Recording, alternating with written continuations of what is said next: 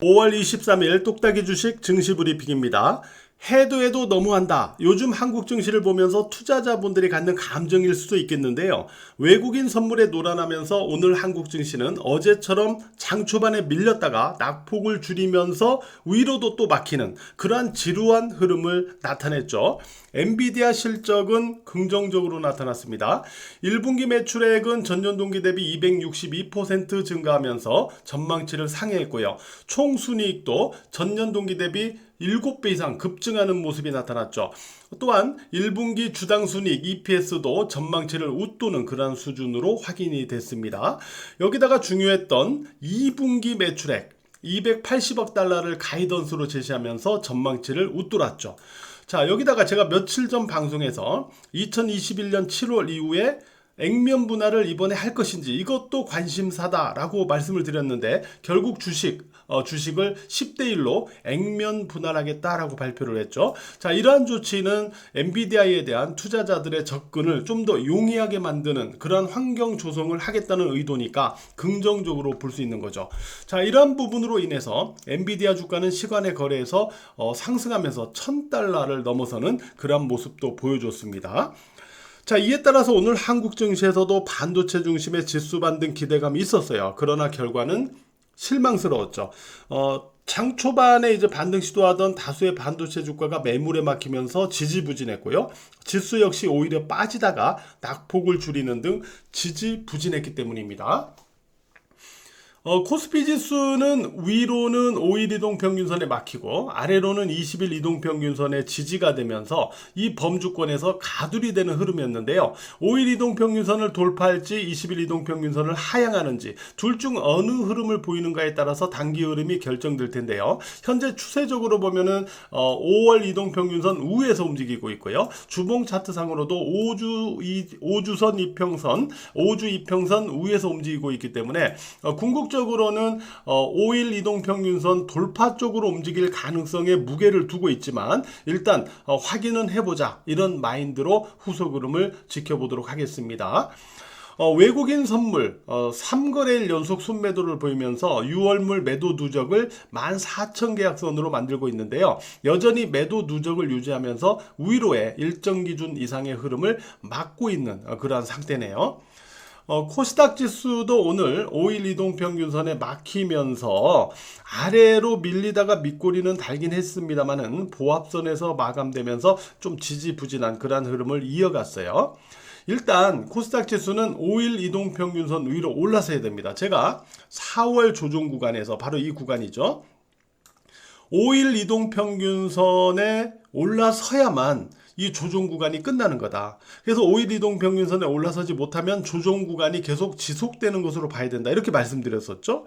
자, 이 조정이 지속되다가 결국 5일 이동평균선 위로 올라서면서 이러한 반등 시도가 있었던 거죠. 그리고 지금 다시 되눌리고 있는데 이 되눌림 역시 5일 이동평균선 위에 올라서야 의미가 있다. 변화의 의미가 있다. 이렇게 말씀을 드리고 있는 겁니다. 물론 이번 조정은 이 4월의 조정과는 달라요. 이 4월의 조정은 그냥 조정 파동이고 이번에 조정 눌림은 뭐냐면 쌍바닥을 만드는 조정 눌림이기 때문에 성격은 다릅니다. 그렇더라도 일단 5일 이동평균선 위에 올라서야 이 눌림의 변화가 있구나라는 것을 감지할 수 있다는 말씀을 드리고 있는 거죠.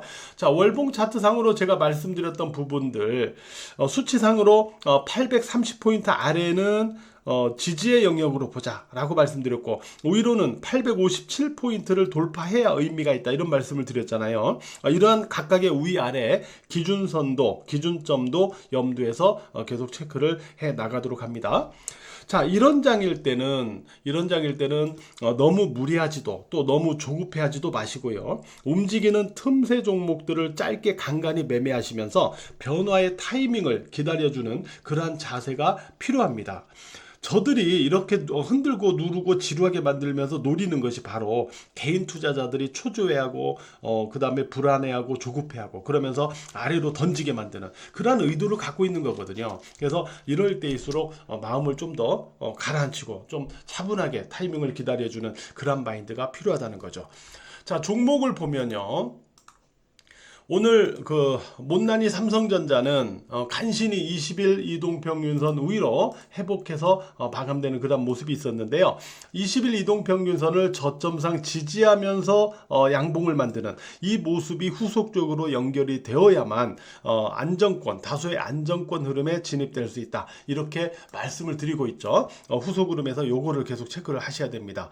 자, SK 하이닉스 그리고 한미반도체 상승 후 음봉으로 탄력 둔화 마감이죠. 오늘 엔비디아 주가 흐름 확인 후에 간밤에 이제 장중에는 어쨌든 엔비디아 주가가 약간 눌렸으니까, 그리고 이제 시간으로 상승한 거니까 오늘 엔비디아 주가가 얼마나 상승하느냐 이 흐름을 보고 나서 내일 SK 하이닉스와 한미반도체가 어떻게 반응하는지 이게 중요할 거예요. 만약에 SK 하이닉스의 이 음봉 고점 그리고 한미반도체의 이 음봉 고점을 내일 양봉으로 돌파하는 흐름이 나타난다. 이러면 이거는 두 종목 모두 지속 상승의 패턴으로서의 긍정적인 패턴이 되는 거죠. 그래서 과연 이 흐름이 가능하냐 이거죠. 오늘처럼 또 조금 올랐다가 또 음봉으로 빠진다 이러면은 또 지지부진한 흐름이 될 수 있는 거니까, 과연 긍정적인 흐름 각각 한미반도체, SK 하이닉스 오늘의 음봉 고점을 돌파하는 그러한 양봉이 내일 출현될 수 있는지 요거를 확인해야 되고, 이게 시장 전반에 미치는 분위기에서 중요한 기준이 될 수 있습니다. 어제 말씀드렸던 SOFC 고체 산화물 연료전지 관련주에서 오늘 상승이 나타났는데요. 특히 어제 방송에서 제가 코멘트했고 또 주식장인에서 어제 오늘 두 종목 매매 코멘트를 했는데 바로 범한 퓨어셀과 금양 그린 파워입니다. 오늘 범양 퓨어셀은 상한가까지 진입하는 그러한 급등이 있었고요. 금양 그린 파워 역시 지난 4월 2일에 직전 고점까지 접근하는 그러한 급반등 시도가 있었죠. 그래서 오늘 이 두 종목의 흐름이 양호했습니다. 이외에 오늘 한선 엔지니어링 이 종목도 어제 상한가 이후에 추가 급등을 시도했었는데 윗꼬리가 좀 달렸죠. SOFC 과연 이게 뭔지 오늘은 조금 생각을 해볼게요. 이게 지금 그림에서 보시는 게 실제 대덕 쪽에 이제 설치된 SOFC의 사진인데요.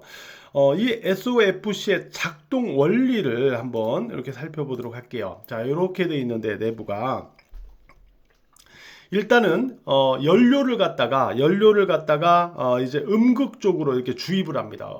연료는 보통 수소를 많이 쓰는데 이제 천연가스를 쓰는 경우도 있어요. 그리고 두 번째는 이제 공기를 갖다가 이제 산소죠.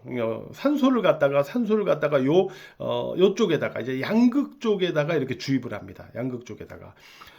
그러면 이제 이 연료 수소가 음극 쪽에서 이제 그 전기로 변환되는 그런 부분이 있고, 또 이 양극 쪽으로 와가지고 이 산소하고 반응해가지고 전자하고 이온으로 이제 분리가 되는데요. 이때 이 전자는 외부 회로를 통해서 이제 전기를 생산하고요.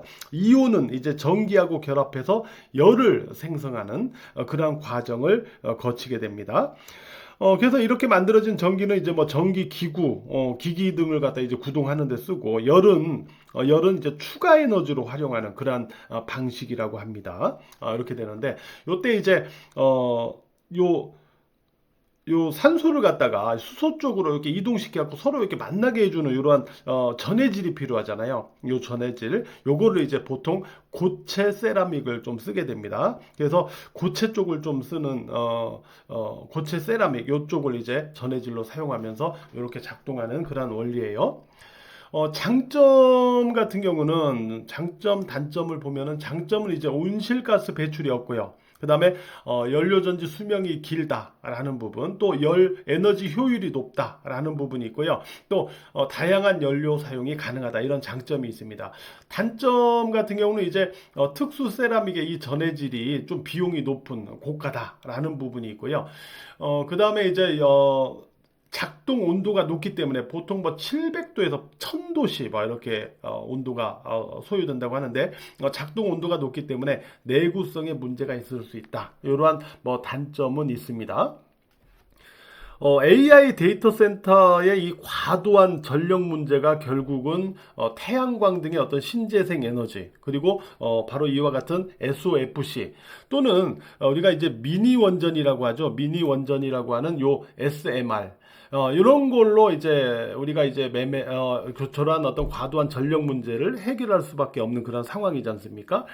각각의 이제 장단점은 있을 거예요. 뭐 예를 들어 소형 원전 같은 경우는 역시 핵 폐기물에 대한 처리 비용, 이런 것들이 특히 우리나라 같이 땅덩어리가 적은 곳은 이 핵폐기물 처리, 이게 굉장히 골칫거리잖아요.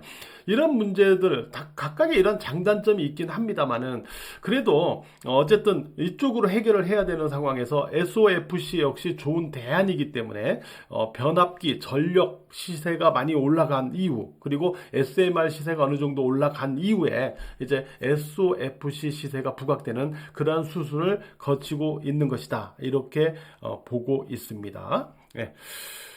오늘 또 조선주 같은 경우는 약간 더 반등을 했어요. 소폭 반등을 했는데 삼성중공업, 그 다음에 HD 한국조선해양, 이렇게 아주 소폭 반등을 했는데, 보시면은 각각 기준선 부근에서 공방을 벌이고 있는 것을 확인할 수가 있는데요. 기준선 쪽에서 공방을 벌이고 있더라도 삼성중공업과 HD 한국조선해양 모두 각각 5일 이동평균선 회복이 나타나야 의미가 있습니다. 알았죠? 그리고 오늘 엔터 쪽에서 반등이 있었는데 SM이 2분기 실적 기대감으로 급반등하는 모습이 있었죠. 자, 기준선이 87,300원이거든요. 이 87,300원의 기준선을 저점상 지지로 전환을 해줘야 추가 흐름에 대한 기대가 유효할 수 있습니다. 자, 바이오는 오늘 대부분 쉬어주는 그러한 흐름을 나타냈네요. 자, 다소 답답한 구간에서 오늘 하루도 매매하시느라고 고생 많으셨어요.